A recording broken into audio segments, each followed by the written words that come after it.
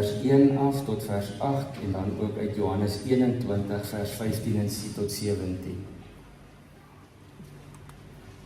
Maar kom ons bid eers saam. Here Jesus, ons jubel saam met u kerk oor die wêreld vandag, dat u opgestaan het, dat die graf leeg is, dat u die oorwinnaar is. Die oorwinnaar oor die dood en die bose, oor sonde, en dat u ons met u eie lewe gekoop het, met u bloed betaal het, om ons deel van u familie te maak. Dankie dat u die wêreld so lief gehad het, Here God, dat u vir Jesus gestuur het, sodat elkeen wat in hom glo, nie verlore sal gaan nie, maar die ewige lewe sal hê. Dankie dat ons kan jubel en juig, omdat ons deel is van hierdie familie, die familie van God. Dankie Vader, dat u self ons u kinders noem. Ons prys u daarvoor. Amen. Markus 16 vers 1 tot 8, ek lees uit die 2020 vertaling. Toe die Sabbat verby was, het Maria Magdalena, Maria die moeder van Jakobus en Salome geurende speserye gekoop, sodat hulle hom kon gaan salf. Baie vroeg op die eerste dag van die week, met ander woorde op die Sondag, kom hulle by die graf net nadat die son opgekom het. Hulle sê toe vir mekaar, wie sal vir ons die klip van die ingang van die graf af wegrol? Maar toe hulle opkyk, sien hulle dat die klip reeds weggerol was. Dit was 'n baie groot klip. Toe hulle die graf binne gaan, het hulle 'n jong man met 'n lang wit stola om aan die regterkant sien sit, en hulle was ontsteld. Maar hy sê vir hulle, moenie ontsteld wees nie. Julle soek Jesus van Nasaret, wat gekruisig is. Hy is opgewek. Hy is nie hier nie. Kyk, hier is die plek waar hulle hom neergelê het. Maar gaan sê vir sy disippels en vir Petrus, hy gaan voor julle uit na Galilea. Daar sal julle hom sien, soos hy vir julle gesê het. Hulle het uitgegaan en van die graf af weggehardloop, want bewing en verbuistering het hulle beetgepak. En hulle het vir niemand iets gesê nie, want hulle was bang.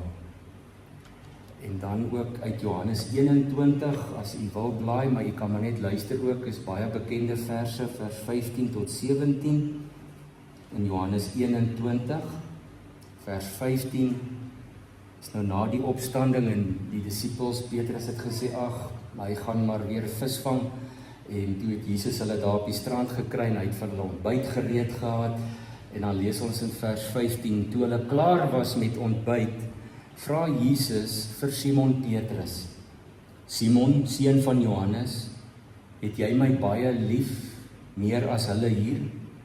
Hy sê vir hom, ja Here, u weet dat ek u lief het. Hy sê vir hom, laat my lammers wei. Hy vra hom weer 'n tweede keer, Simon, seun van Johannes, het jy my baie lief? Hy sê vir hom, ja Here, u weet dat ek u lief het. Jesus sê vir hom, pas my skape op. Hy vra hom die derde keer, Simon, seun van Johannes, het jy my lief? Petrus het bedroef geword, omdat hy hom die derde keer gevra het jy my lief? En hy antwoord hom, Here, u weet alles, u weet dat ek u lief het. Jesus sê vir hom, laat my skape wei. Tot sover. Kom ons kyk net weer na vers 6 en 7 van Markus 16. Die engel, die Markus sê, dit was 'n jong man met 'n wit kleed aan, maar die ander evangelieskrywers sê dit was 'n engel. Hy sê vir die vroue, moenie ontsteld wees nie. Julle soek Jesus van Nasaret, wat gekruisig is. Hy is opgewek. Hy is nie hier nie. Kyk, hier is die plek waar hulle hom neergelê het. Maar gaan sê vir sy disippels en vir Petrus, die 83 vertaling sê, en in die besonder vir Petrus, hy gaan voor julle uit na Galilea, daar sal julle hom sien, soos hy vir julle gesê het. En dan ook net die laaste vers wat ons gelees het in Johannes 21 vers 17. Hy vra hom die derde keer, Simon, seun van Johannes, het jy my lief? Petrus het bedroef geword, omdat hy hom die derde keer gevra het jy my lief? En hy antwoord hom, Here, U weet alles. U weet dat ek U lief het. Jesus sê vir hom, laat my skape wei. Ons sou natuurlik dink Paasoggend begin met groot vreugde nie, want vir ons begin dit met groot vreugde. Ons vreugde het eintlik nog nooit opgehou nie, Goeie Vrydag wat ons gevier het met so 'n bietjie gemengde gevoelens. Dit is 'n bitter, bitter donker en hartseer dag vir ons meester, maar vir ons is dit die Goeie Vrydag. Maar mense sou dink dat daar nou 'n opwinding is op die Sondagoggend, maar dit begin met vrees. Die vroue stap vroegoggend, ons hoor die son het net opgekom, nie om die opstanding te vier nie, maar om hulle vriend en leermeester se lijk te gaan salf. Hulle verwag glad nie 'n wonderwerk nie. Hulle sê nog vir mekaar, ons wonder nou wie sal ons help, want dit was 'n baie groot klip. Die ryker mense soos Josef van Arimatea se graf het baie groot klippe gehad, wat letterlik met 'n wig weggerol moes word. Armer mense het kleiner klippe gehad. Hulle verwag nie 'n wonderwerk. Hulle verwag net die einde. Maar eerlik, dit is dalk hoe ons ook vandag voel. Ons glo, maar dit voel baie keer vir ons, daar is maar 'n einde wat voor lê. Drome is dalk dood. Iemand se geloof het dalk moeg geraak. Daar's dalk foute in jou lewe wat jy voel te groot is om reg te stel. Dan moet jy vanoggend luister, want hierdie storie en hierdie verhaal is daar iemand met die naam Petrus. Die leë graf bring nie net vir ons nuus nie, dit bring hoop. Die vroue het tog gegaan met 'n verwagting, nie noodwendig dat hulle Jesus lewend gaan kry nie, maar hulle wil hulle werk gaan afhandel, hulle wil hulle laaste eer gaan betoon. En dan, ons het gelees, hulle wonder wie gaan hulle help, en toe hulle opkyk, toe sien hulle die klip is reeds weggerol. Groot verwondering, eintlik groot skok, want toe hulle inkyk, toe is daar 'n engel binne in die graf. En in die Bybelse tyd, wel sekerlik vandag ook nie, maar as 'n engel verskyn, was dit nie altyd goeie nuus nie. Die engele was voorgestel as God se dienaars wat oordeel moes bring, wat straf moes kom aankondig, wat moes kom uitsorteer. En daarom is die vrouens geskok. In plaas van dat hulle daar nou hulle oorlede meester kry, sê hy vir hulle, nee, hy is nie hier nie. Julle soek vir Jesus van Nasaret, hy is nie hier nie. Hy is opgewek. Hy het uit die dood opgestaan. En dan is hulle stom geslaan. Want hulle Jesus leef, maar hulle weet nie waar hy is nie. Hy is dan hier nie. Hulle weet nie waarheen om te gaan nie. Ons het aan die einde van daardie gedeelte gelees. Hulle was vervul met verbuistering en hulle het op pad terug met niemand gepraat nie. Hulle was geskok. Maar die engel het vir hulle nog 'n boodskap. So ons moet dit ook vandag hoor. Ons einde is nie altyd God se einde nie. Ons kan dalk dink ons het die einde bereik, of dat daar nou nie meer vir ons enigiets oor is of planne in gedagte is nie. Mense kan voel dit is te laat, dit is verby. Maar God het iets anders in gedagte. Ons moet dit ook vandag hoor, die leë graf roep mense by die naam. Dit is Markus wat dit so mooi vir ons skryf, dat die engel vir die vroue gesê het, moenie ontsteld wees nie, julle soek Jesus van Nasaret wat gekruisig is. Hy is opgewek, hy is nie hier nie. Kyk, hier is die plek waar hulle hom neergelê het. Maar gaan sê vir sy disippels en vir Petrus in die besonder, hy gaan voor julle uit na Galilea, daar sal julle hom sien, soos hy vir julle gesê het. Die engel so klein bietjie tongenieties of teleurgestel dalk, Die Here het vir julle gesê hy gaan opstaan. Julle het dit dan nie geglo nie. Maar die leë graf roep ons op ons naam. Gaan sê vir Petrus. Nou hoekom spesifiek vir Petrus? Want Petrus het gedink, hy het homself gediskwalifiseer.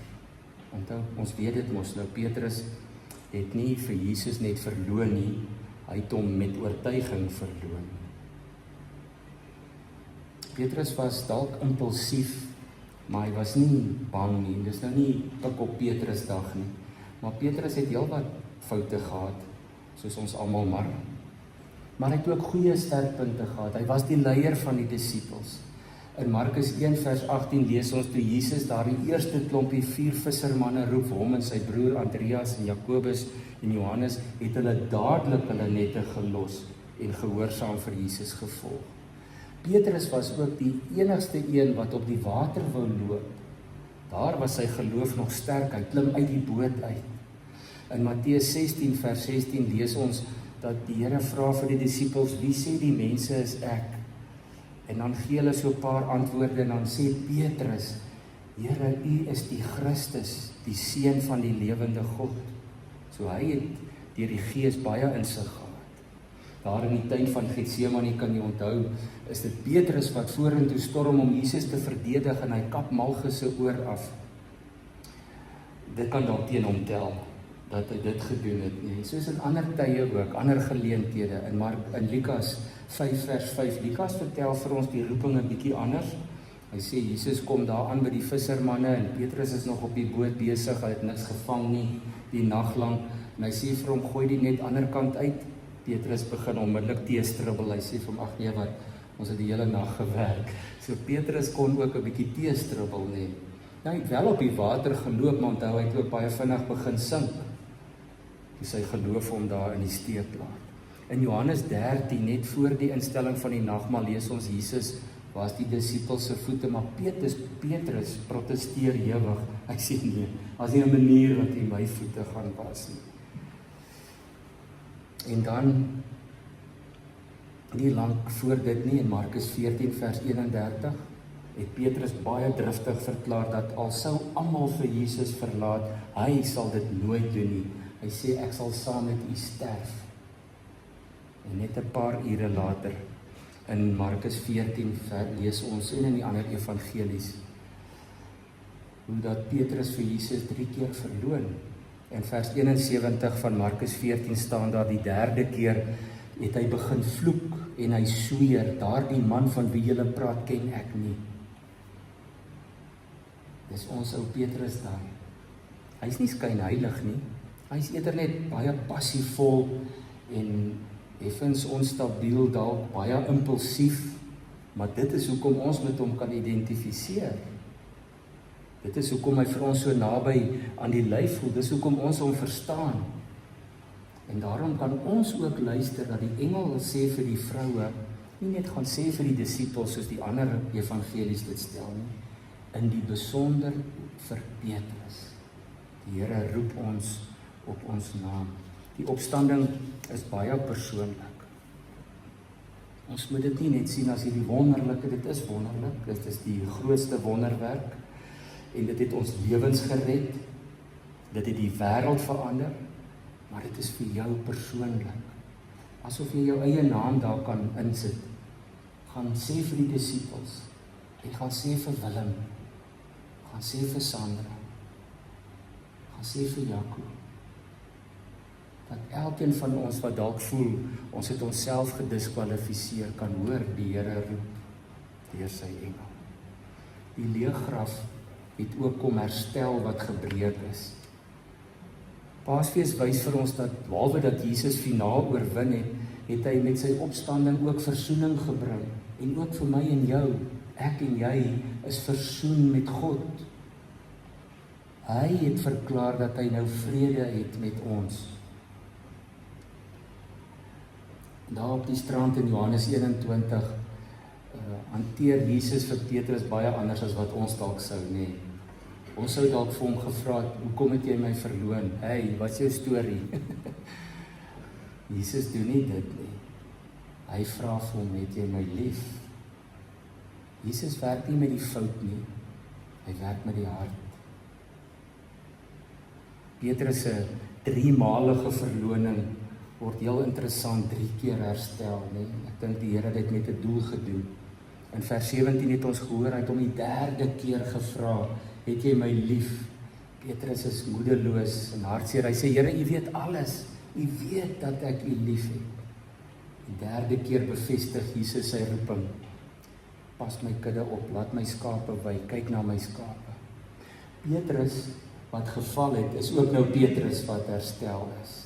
Hy is nie net vergewe nie, hy word weer vertrou. Met sy opstanding maak Jesus ons nie net lewendig nie, hy maak ons nuut, splinternuut, en hy vertrou ons met die roeping wat hy vir ons gegee het. Maar wat meer is, Petrus se roeping en sy herstel eindig ook nie net daar nie. Ons weet hoe dit verder gegaan het. In Handelinge gaan lees ons dat Petrus word die leier, soos hy geroep is om te wees, en net 1 vers in Handelinge 4 vers 13 word die apostels gevangen geneem. Dan lees ons daar, die Joodse raad bring hulle in om hulle te verhoor, en Petrus en Johannes getuig spontaan, hulle sê ons kan nie stil bly nie. Dan staan daar, die Joodse raad was verbaas toe hulle Petrus en Johannes se vrymoedigheid sien. Jesus roep jou nie net terug nie, hy stuur jou ook vorentoe.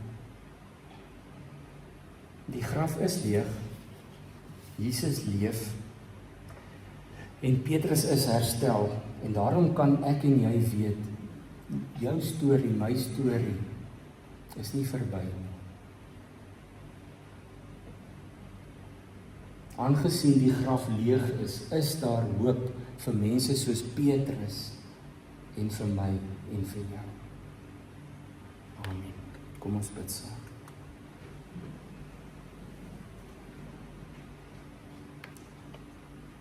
Here Jesus, ons kan nie anders aan U dink nie as die opgestane Heer, die een wat oorwin het, die een wat getriomfeer het oor die bose en die sonde en die dood.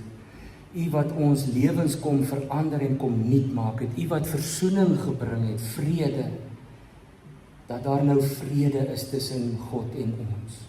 U wat die voorhangsel nie net alleen geskeur het nie, maar die genade troon vir ons oopgemaak het, dat ons met vrymoedigheid kan kom. Ook elkeen van ons wat dalk gedink het, dit is ons einde, ons het te ver weg geraak. Daar's nou nie meer veel wat daarin gedoen kan word nie. Dankie dat ons kan hoor, vanuit die leë graf word ons ook elkeen op ons naam geroep. Dankie Here dat U nie klaar is met ons nie. En dankie dat ons kan weet hiervan Paasondag af vorentoe kan ons leef saam met U in U familie en soos Paulus ons geleer het, meer as oorwinnaars deur Jesus Christus wat ons koning, ons verlosser en ons Here is. Ons loof U en ons aanbid U. Amen.